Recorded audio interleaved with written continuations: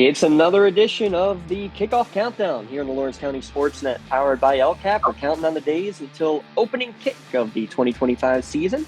And as we do so, again, counting down some of the top plays, players, moments, a little bit of everything here on the Lawrence County Sportsnet as we look at who's coming back for the 2025 football season.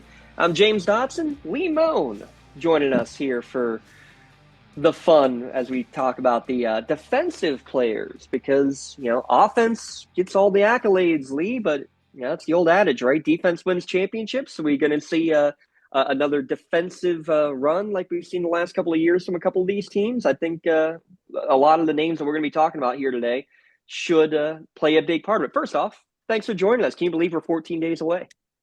Yeah, it is hard to believe. The summer goes quick, but looking forward to another great season in Lawrence County. It was a fun year in the spring. I brought home the state championships, and now look in the fall and hopefully bring home a couple of WPL championships this year. And the District 10 championship possibly, as Yeah. well as Wilmington looking to repeat. You're going to potentially hear some names of that Hounds Hammer defense. But here's how it goes again. Consensus rankings here essentially from the various members of the Sportsnet crew. We put them all together and we come up with a top five list of essentially players to watch for the defense. And we're focusing mainly in the secondary, but anybody on defense that made an impact last year and who we anticipate to make an impact this year. So we'll start with our number five guy, a guy who had a real spurt late in the year, especially led the team in sacks last year. Then Mason Cook did some things offensively as well, Lee, but kind of a guy who I think is going to be anticipated to be taking over more of a leadership role in that linebacker, maybe safety role here this year for the Canes. Yeah, very, very good athlete also, so the Canes did lose some stuff on defense, but Mason Cook, I mean, he had himself a very good year. I said we mentioned a very good wide receiver also, but the defense, I mean, going to be playing linebacker, and he should make a pretty good impact up there. Yeah, and again, it's a team that has lost some of the impact seniors, but have a lot of young players coming up. A upperclassman leadership in Mason Cook, expecting to do some big things. The number four player on our consensus rankings, going up to District 10 with Michael Mistretta, led the team, 3 turnovers defensively on the year. He's our number four guy. He was the number 3 guy in terms of that three-headed monster offensively Yeah. between all the M's of Mistretta, Miller, and Mitchell Tree. But Mistretta, me personally, I remember watching it at the District 10 title game, really seemed to take charge defensively there from his linebacker position. And again, I think somebody that coach is going to rely upon. He's going to rely upon all of his returning starters because they return everybody, but especially Mistretta there in the linebacker position. Lee, he was a fun guy to watch. Yeah, when you think of Wilmington, though, the first thing you think of is that wing T offense. The second thing you think of is defense because their defense has been outstanding over the last few years. I mean, the Hammer defense has been so much fun to watch. Very physical defense, always going towards the ball, and Machado is one of those guys. Yeah, he was all one of the many all-conference players. 4 of them on Yeah, defense. 6 of them on defense as all-conference names or all-region names. Excuse me, from last year. And again, all 11 starters on both sides of the ball coming back for this season to defend that that District is 10 scary. title. That is really scary. Let's talk about somebody else who is really scary to move up our list to number 3, Jack Miles. He's, I think, officially our only player to make the list both offensively and defensively. He made our top wideout tight end list because of his flexibility, really, of being a flex option as a runner and a pass catcher. Him on defense, though, is where it really comes up. The numbers are gaudy there. Lee will give them to you in a second, but my goodness, Jack Miles, Defensive Player of the Year in the Big Seven Conference for a good reason. And plus, he's all state. 19 tackles for loss. Let's see, Laurel played what, 11 games? I think it would be because they had the Mm-hmm. playoff game there too. 128 tackles, do the math. That's about 11, 12 a game tackles for a high school kid as a linebacker. So he is a monster behind that defense for Laurel. They're going to need him this year too. Yeah, the defensive Laurel in a couple of games early, especially, really struggled Yeah. to get everything going. Down the stretch, the team, both offensively and defensively, started to click. And again, they're a team. They're not returning as many as Wilmington. They're returning a big chunk of their team though as well. Jack Miles really leading the way in that one. Don't get left out to dry. Call the Penn Ohio Bottled Water Company for the fastest and most efficient bottled water delivery service in the area. Penn Ohio offers bottled water ranging from 16.9-ounce bottles to 5-gallon jugs, perfect for your next event or office water cooler system.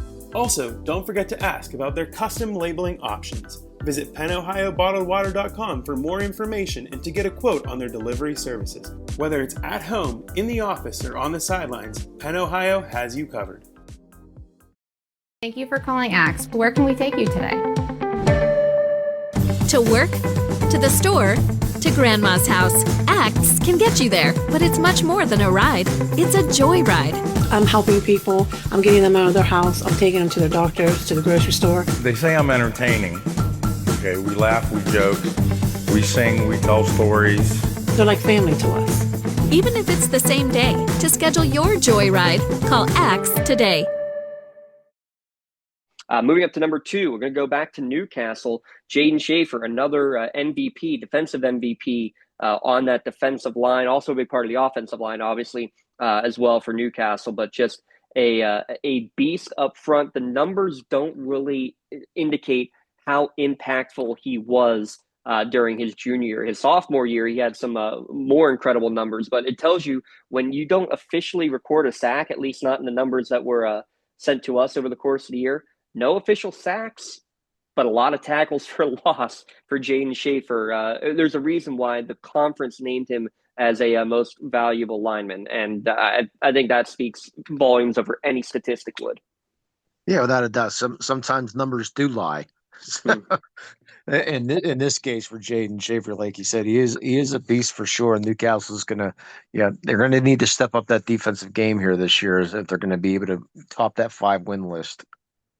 But Mason Cook at 5, Michael Mostretta at 4, Jack Miles at 3, Jaden Schaefer at 2. Want to give a shout out to a few of our honorable mentions. Going along in that secondary with Jack Miles, you can't go without mentioning what both J.J. McBride and Colton Carlson did defensively. Obviously, especially Carlson, you heard his name a lot on the offensive side of the ball, but Yeah. a couple of picks for McBride, a couple of turnovers forced for Carlson as well. Got to mention PJ Dubois, the big man, the nose tackle. Again, somebody who's not going to get a lot of stats in his favor, but the Elwood City nose tackle, one of the few starters who are returning for this year for the Elwood City squad. Daylon Curry being another one who was impactful, both receiving the ball and in the secondary was Daylon Curry. A couple picks for him last year.